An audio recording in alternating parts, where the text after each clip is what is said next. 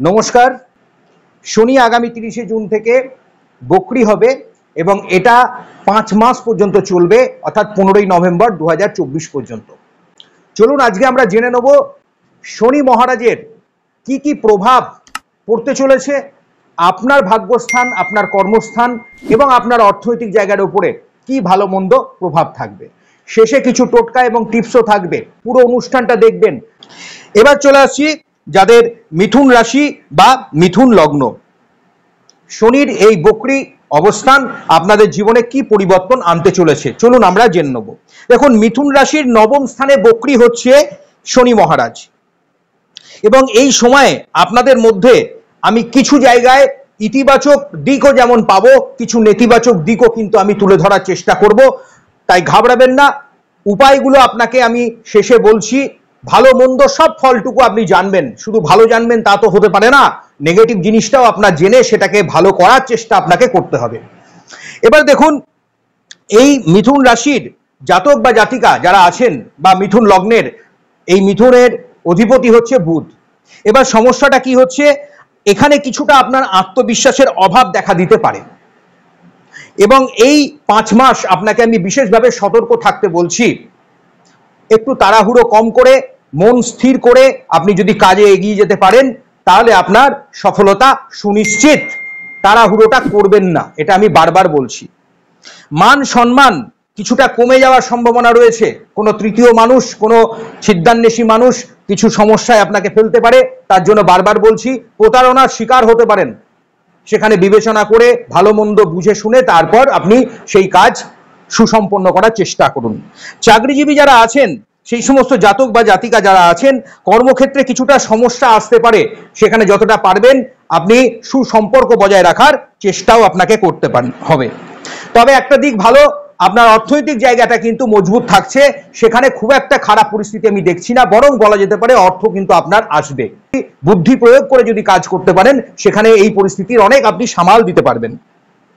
ব্যবসায়িক দিক থেকে আপনি অনেকটা লাভের মুখ দেখবেন, তবে মনে রাখবেন কঠোর পরিশ্রমও কিন্তু আপনাকে করতে হবে, কারণ এই সময় শনি মহারাজ কিন্তু আপনার একটা পরীক্ষাও কিন্তু নিতে থাকবে।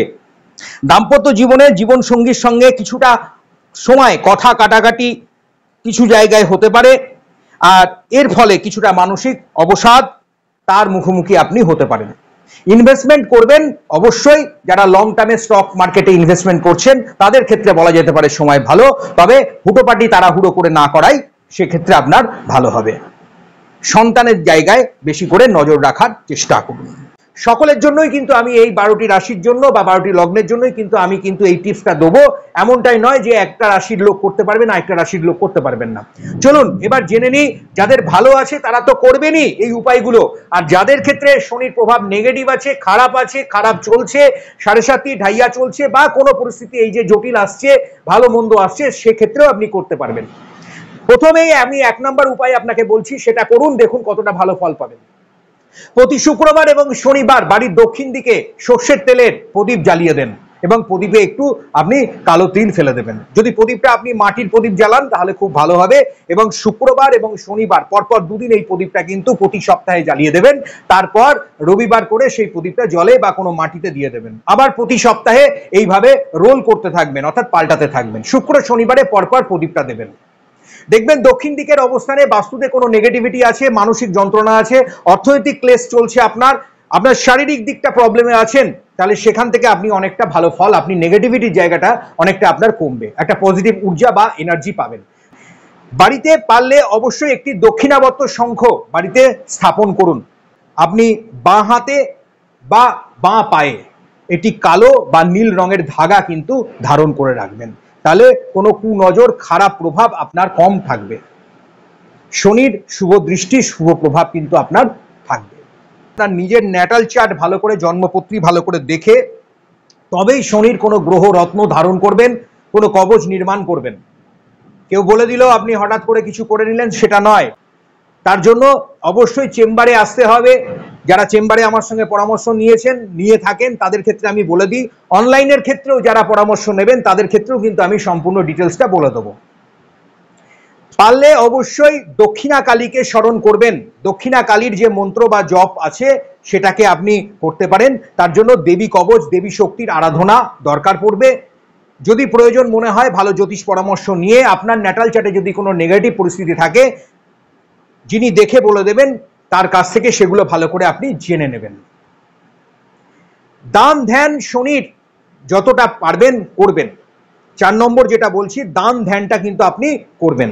কারণ শনি মহারাজ পছন্দ করে যারা গরিব দুস্থ মানুষ, অসহায় মানুষ আছে, তাদের পাশে যদি নিঃস্বার্থভাবে আপনি দান করেন, সেবা করেন না, তাহলে অনেক ভালো ফল হয়।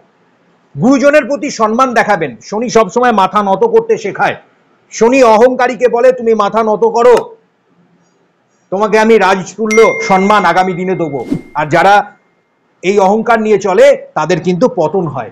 তাই বারবার মনে রাখবেন, যতটা পারবেন ওবিডিয়েন্ট হয়ে কথাবার্তা বলবেন, মানুষকে সেবার দৃষ্টিভঙ্গিতে দেখার চেষ্টা করবেন।